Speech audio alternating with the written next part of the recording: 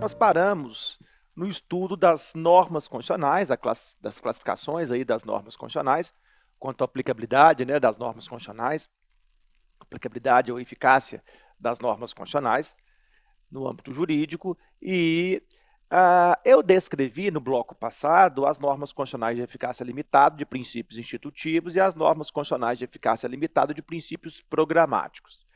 Pois bem, agora vamos fazer algumas questões de prova sobre, tá? Porque não adianta você saber só a descrição, tem que saber como se faz uma prova, seja da magistratura, do Ministério Público, Defensoria Pública, né? Sobre procuradorias, sobre o tema da aplicabilidade das normas constitucionais. Então vamos colocar duas questões de prova aqui bem bacanas, duas questõezinhas aqui que eu quero colocar, tá? De prova. A primeira questão é a seguinte, vou colocar 1 e 2 aqui, ó. A primeira questão é a seguinte: diferencie as normas constitucionais de eficácia contida das normas constitucionais de eficácia limitada. Essa é uma pergunta interessante, resgatando aí o bloco passado que nós descrevemos, né, as normas constitucionais de eficácia plena, contida e limitada. Por quê que é uma pergunta interessante em prova? Porque o examinador que vai cobrar a aplicabilidade das normas constitucionais, ele sabe que os alunos concurseiros, concursandos, como queiram, vêm com um vício das faculdades. Geralmente o professor diz assim, não, vou ensinar aqui um macete para vocês. Toda vez que tiver lá na Constituição uma norma constitucional e ela pedir a atuação do legislador, né, nos termos da lei, de acordo com a lei, nas formas e hipóteses que a lei irá regular, essa norma vai ser uma norma de eficácia limitada. Por quê? Porque está requerendo a atuação do legislador. Tá? Tem aí a atuação do legislador infraconstitucional a ser realizada.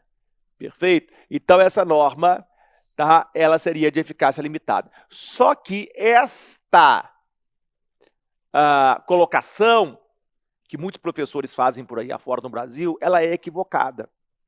Por quê? Porque é uma pegadinha que você não pode cair. Justamente porque, se você observar bem, tá, e voltarmos no bloco passado, nós vamos ver o quê? Nós voltarmos no bloco passado, né? Nós vamos ver o quê? Ora, que as normas constitucionais de eficácia contida também vão requerer, também vão ter, também vão trabalhar, esse é o termo mais adequado, com a atuação do legislador. Vão, lógico que vão. Olha aí o artigo 5º, inciso 13. Olha aí o artigo 5º, inciso 8º, que eu citei no bloco passado. Então, a diferença entre as normas constitucionais de eficácia contida e as de eficácia limitada, tá, não se dá nesse nível, porque ambas vão ter a atuação do legislador. Não é só de eficácia limitada, não. A contida também. A diferença se dá no modo ou maneira de atuação. Tá? Por quê? E aí vamos lá aprender agora. A norma constitucional de eficácia contida é aquela em que o legislador vai atuar? Vai. Mas o legislador vai atuar para conter o âmbito de eficácia. Tanto que o nome já diz, norma constitucional de eficácia contida. A atuação é para conter o âmbito de eficácia. Ela não nasce com eficácia plena, não vai ter uma contenção. É só você pegar lá o artigo 5º, inciso 13 de novo. O legislador vai atuar? Vai. Para quê? Para estabelecer requisitos, para conter a liberdade plena de profissão, estabelecendo requisitos para as mais variadas profissões, que vão ter que seguir os requisitos infraconstitucionais, que o legislador vai produzir. A mesma coisa é a escusa de consciência, do artigo 5º, inciso 8º. Tá? Tendo lá a lei para regular a prestação alternativa, essa lei vai conter o âmbito pleno de eficácia do nosso imperativo aqui de convicção filosófica, política e religiosa, como eu expliquei no bloco passado. Então, Vejam, como eu citei, né, o artigo 5º, inciso 8º, tá? Ainda que como exemplo. Bom, então, vejam que o legislador vai atuar, mas para conter o âmbito de eficácia. Então, você vai analisar na hora que você pegar a norma constitucional. Vem cá, está pedindo a atuação do legislador aqui, mas para quê? É para conter o âmbito de eficácia, igual no artigo 5º, inciso 13, ou artigo 5º, inciso 8º, da escusa de consciência? Fazer uma analogia aqui, a norma constitucional de eficácia contida, ela seria um bebezão alemão, tá? Que nasceu com 5 quilos, parrudo, não consegue nem abrir o olho direito. O legislador aqui seria o pai e a mãe. O legislador vai atuar? Vai. Para quê? Para conter a papinha dele. Tá?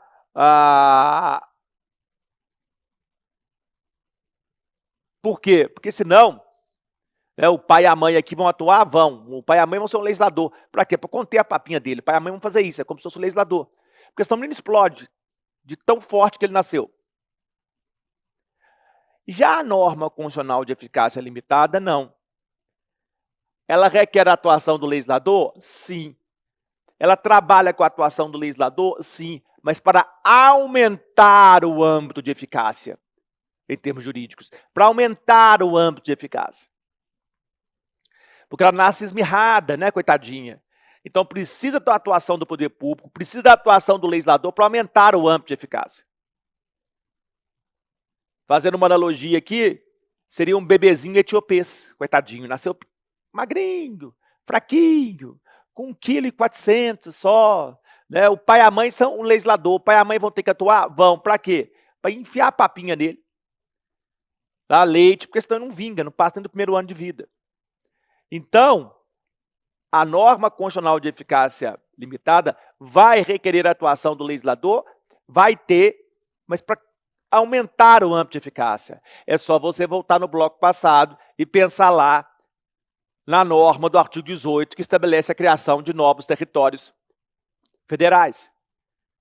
Se o legislador não fizer a lei complementar criando o território federal, não vai ter o território, é simples assim. Então, a norma constitucional vai requerer uma atuação do legislador para aumentar o âmbito de eficácia dela. Porque senão o território não é criado. É simples assim. Tá? O território federal, como eu dei exemplo no bloco passado. Então, em ambas nós temos a atuação do legislador. A diferença se dá no modo ou maneira de atuação. O que você vai fazer a partir de hoje? Apareceu lá na prova uma norma constitucional, você vai ter que fazer um raciocínio básico, tá? Vai ter que ter uma razoabilidade aqui para analisar. Bom, essa norma constitucional, que tem aqui a atuação do legislador, essa atuação vai ser para conter o âmbito de eficácia ou para aumentar o âmbito de eficácia dessa norma constitucional? Perfeito? Ótimo. Muito bem. Agora vamos para a segunda questão. A segunda questão é muito cobrada também, seja em prova objetiva ou em prova dissertativa, ou mesmo em prova oral. É um caso, é um problema que eles colocam para você resolver, para você solucionar. Tá? Uma provocação aqui. Qual? Ora, norma constitucional de eficácia limitada de princípios, vamos lá, vamos colocar aqui, ó, programáticos. Essas aqui, ó. Então, norma constitucional de eficácia limitada de princípios programáticos, que ainda não recebeu a atuação do poder público. Por exemplo, em saúde, aquela região lá não tem hospital, ou tem hospital, mas não tem médico, não tem remédio, não tem aparelho hospitalar adequado, né? Enfim, material hospitalar, e está morrendo gente lá, ou porque não tem hospital, ou porque o hospital não funciona adequadamente. A questão disso, está morrendo gente. Então, nós temos uma norma constitucional de eficácia limitada de princípio programático, em que ainda não teve a atuação do poder público. Naquela região não teve, tanto que não tem hospital. Ou se tem hospital, ele não foi montado de forma adequada, falta médico, enfim, está morrendo gente. A pergunta é, com esses dados, é essa norma constitucional dessa forma, sem receber a atuação do poder público, a concretização do poder público, essa norma é dotada de aplicabilidade? e de eficácia? Muita gente tende a dizer, ah, não, porque está morrendo gente, está o caos, então ela não tem eficácia nem aplicabilidade. Gente, é uma pegadinha. Por quê? Porque toda norma constitucional é dotada de aplicabilidade e eficácia jurídica. Não tem jeito, pelo simples fato de ser norma constitucional. Voltamos aqui no bloco passado, quando nós trabalhamos o quê? A ideia do efeito positivo e do efeito negativo, que eu já ensinei. Ora, essa norma constitucional do artigo 196 do direito à saúde, ainda que esteja morrendo gente lá naquela região, por falta de hospital ou falta de médico, enfim, claro que ninguém quer, né, a morte de ninguém, mas independente disso, essa norma constitucional, ela sim é dotada de aplicabilidade. Claro que o ideal é que ela seja complementada, que haja uma atuação do poder público, que o hospital seja feito, que coloque médico lá, que coloque material hospitalar, é lógico, é óbvio, não tem ninguém retardado aqui, né? Agora, mesmo sem a complementação, mesmo sem a atuação do poder público, para essa norma constitucional de eficácia limitada de princípio programático, é possível falar que ela tem aplicabilidade? Sim. Por quê? Porque toda norma constitucional tem aplicabilidade, pelo simples fato de ser norma constitucional. É claro que ela não tem uma aplicabilidade alta, nem uma eficácia alta. O poder público não atuou ainda. O ideal é que ele atue. Mas mesmo ele não atuando, mesmo morrendo gente lá, para a teoria da aplicabilidade, essa norma tem aplicabilidade. Nós vamos falar que ela tem uma aplicabilidade indireta ou mediata, mas ela é dotada de aplicabilidade, sim. E de eficácia. Aliás, o próprio nome diz, né? Ela é uma norma constitucional de eficácia o quê? Limitada. Aí, a resposta já está na pergunta. A pergunta do examinador é se uma norma constitucional de eficácia limitada tem eficácia. É óbvio, então, já está lá no enunciado, sim, uma eficácia limitada. Claro que não é o ideal. O ideal é que haja atuação do poder público, que ele faça o hospital, ou que ele coloque médico, né, que ele coloque aparelhos adequados, material hospitalar. É óbvio, para não morrer gente lá, naquela região. Mas, independente disso, né, ela é uma norma que tem eficácia limitada e tem uma aplicabilidade, sim. Mesmo desse jeito, nesse caos, uma aplicabilidade indireta ou imediata. Ela tem uma aplicabilidade. Ou seja, é um grau de aplicabilidade baixo, é um grau de eficácia jurídica baixa, mas tem. Tá? Claro que não é o ideal. O ideal é que haja complementação. Mas tem. Perfeito? Por quê? Efeito positivo e negativo. Essa norma do direito à saúde, do artigo 196 da Constituição, ela não revogou tudo do ordenamento anterior contrário a ela? E ela não impede que o legislador ordinário possa produzir normas contrárias a ela? Eu faço desafio para vocês. Mesmo sem o hospital lá, se amanhã tiver uma lei dizendo que a saúde não é de acesso universal e igualitário mais, essa lei será o quê? Inconstitucional, porque vai ferir o artigo 196 da Constituição. Tá vendo aí, ó? Então, é o efeito, aqui nesse caso, negativo, né? E também tem o efeito positivo, de revogar tudo do ordenamento anterior contrário a ela. Então, mesmo sem a atuação do poder público, nós podemos falar que uma norma constitucional tem aplicabilidade. Claro que é um grau baixo de aplicabilidade. Não é o ideal, mas tem. Pelo efeito positivo e negativo que nós citamos no bloco passado. Tá? Porque essa norma, ainda que sem a atuação do poder público, ela revogou tudo do ordenamento anterior contrário a ela e ela impede que o legislador ordinário produza normas contrárias a ela. Porque se fizer isso, essas normas vão ser inconstitucionais. Olha aí. Então, ela tem aplicabilidade e tem eficácia. Claro, é uma aplicabilidade menor, porque não teve complementação ainda, é uma aplicabilidade indireta ou mediata, e a eficácia, o nome já diz, é uma eficácia limitada. Está no nome, né? Muito bem. Ok?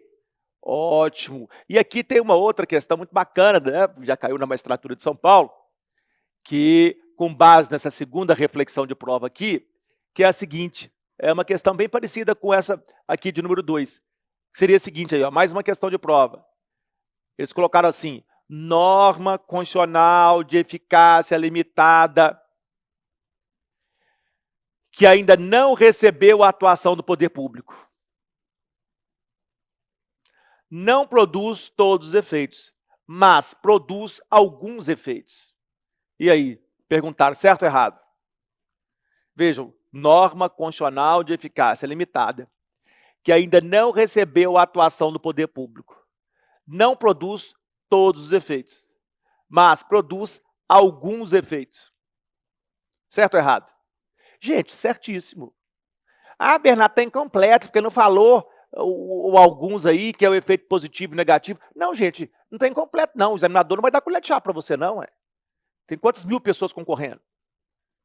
Não precisa colocar lá efeito positivo e negativo, não. Você tem que saber. Então está certo, uma norma constitucional de eficácia limitada, que ainda não recebeu a atuação do poder público, ela não produz todos os efeitos. Ela não recebeu a atuação do poder público.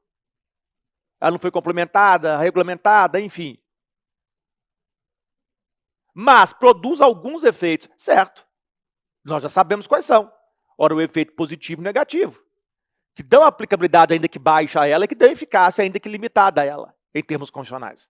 Ué, essa norma não revogou tudo do ordenamento anterior contrário a ela? Né? Ou seja, tudo do ordenamento anterior contrário a ela não é não recepcionado?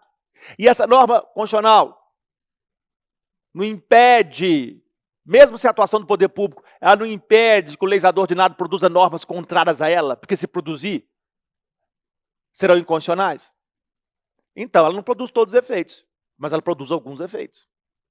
E nós citamos no bloco passado quais são eles, que é o mínimo, né, de uma norma constitucional para ter aplicabilidade e eficácia, ainda que baixa, que é o efeito positivo e negativo. Muito bem, nessa pegadinha vocês não vão cair mais. Ok, agora vamos para outras classificações aqui, interessantes de serem colocadas. Tá? Uma delas é a classificação quanto à aplicabilidade das normas constitucionais da Maria Helena Diniz. A Maria Helena Diniz, ela classifica as normas constitucionais, tá, em normas constitucionais de eficácia absoluta, normas constitucionais de eficácia plena, normas constitucionais de eficácia relativa restringível e normas constitucionais de eficácia relativa dependente de complementação. E aí, queridos, aqui é muito tranquilo. Por quê? Porque as normas constitucionais de eficácia plena seguem o padrão lá das normas constitucionais de eficácia plena de José Afonso da Silva. Nós já aprendemos. As de eficácia relativa restringível, elas têm uma equivalência com as normas constitucionais de eficácia contida do José Afonso da Silva. Tá? E as normas constitucionais de eficácia relativa dependente de complementação, o nome já diz, né? Dependente de complementação, seguem um raciocínio equivalente, aí, para a gente não perder tempo, né? Com as normas constitucionais de eficácia limitada da teoria clássica da aplicabilidade lá, que foi desenvolvida pelo José Afonso da Silva. Então é muito tranquilo. A única diferença substancial com a prova objetiva, que isso vai cair numa prova objetiva de primeira etapa, são as normas constitucionais de eficácia absoluta. Essas não foram trabalhadas na lógica lá da teoria clássica brasileira da aplicabilidade que o José Afonso desenvolveu.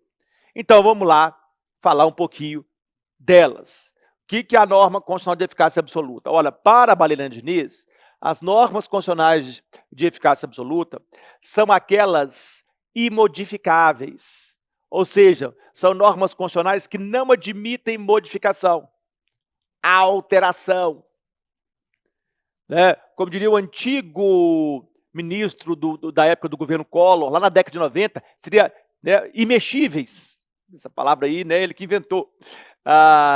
Um ministro do trabalho lá do governo Collor. Tá? Então, seriam normas constitucionais, tá, imodificáveis, insuscetíveis de alteração, que bonito, né?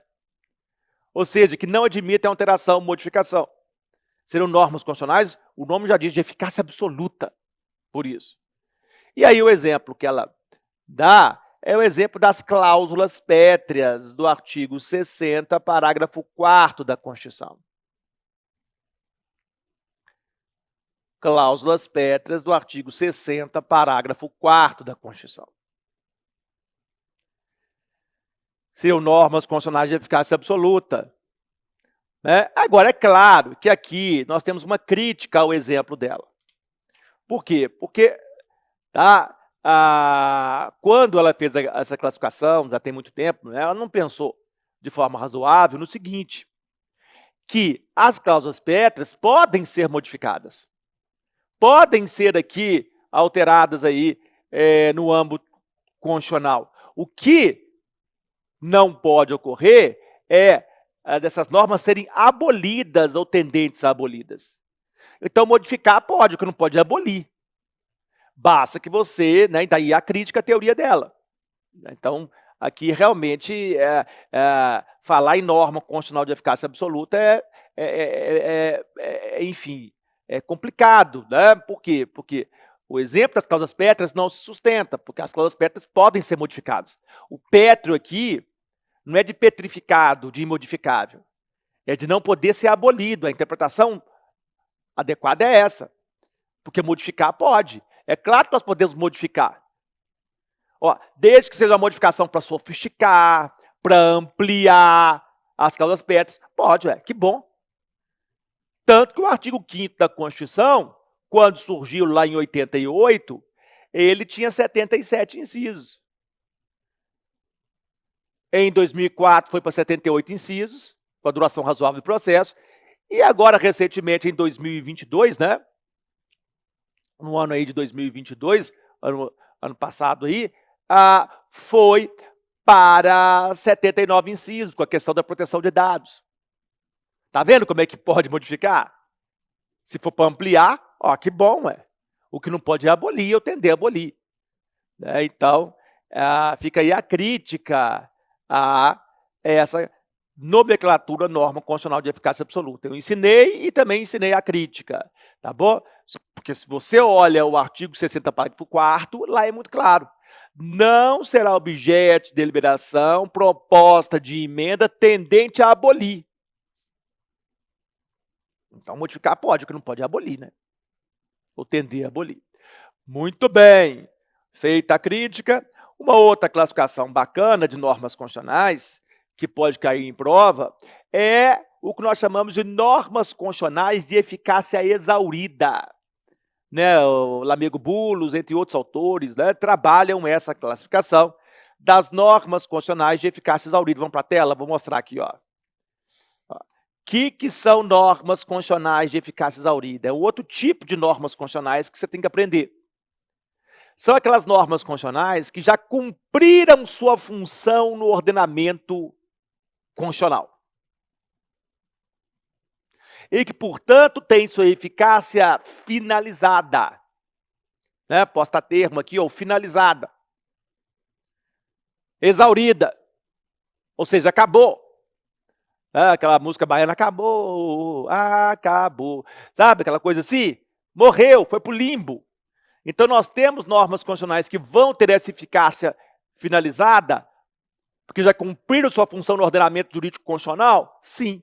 Nós vamos chamar essas normas constitucionais de eficácia exaurida. Elas estão, né, no ADCT, o Ato das Disposições Constitucionais Transitórias. Famoso ADCT. As normas do ADCT regulam questões temporais entre o passado, o presente e o futuro da Constituição. São disposições transitórias. E muitas dessas disposições, dessas normas constitucionais que são disposições transitórias, são normas constitucionais. E já cumpriram sua função no ordenamento. E aí nós vamos chamar essa norma constitucional de uma norma constitucional de eficácia exaurida, porque já morreu. Porque teve eficácia finalizada, já cumpriu sua função. Exemplo. Ora, um exemplo aqui desse tipo de norma constitucional no ADCT é o artigo 2º do ADCT.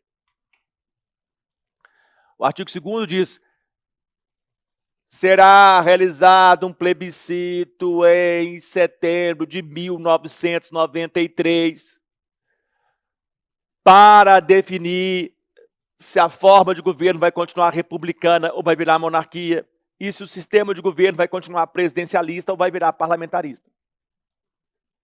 Essa norma de eficácia exaurida, essa norma constitucional do artigo 2º do ADCT, sim, Por quê? Porque em 1993, 30 anos atrás, Nem foi em setembro, foi adiantado para abril, foi realizado esse plebiscito.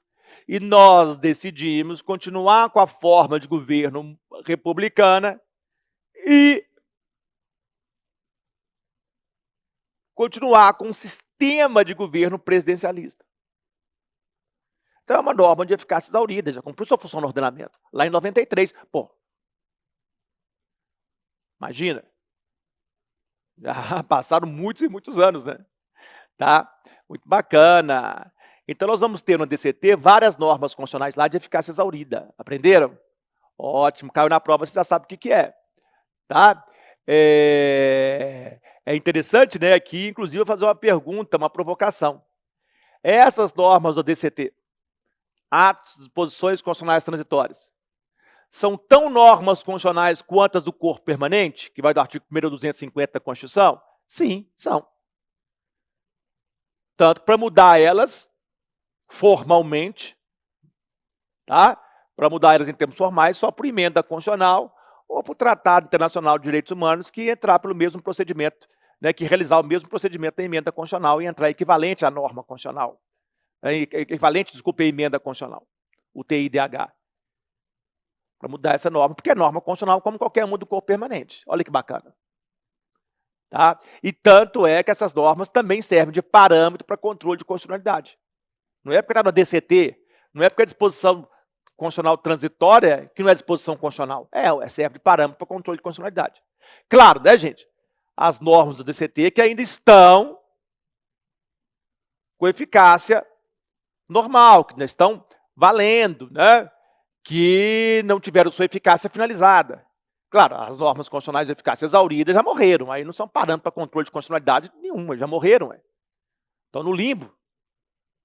Tá? Estão na terra dos pés juntos. Então, essas não, né? Mas as que estão no DCT, que ainda não morreram, que não tiveram eficácia exaurida, são tão normas constitucionais quanto qualquer uma do corpo permanente e são parâmetros para controle de constitucionalidade, por óbvio.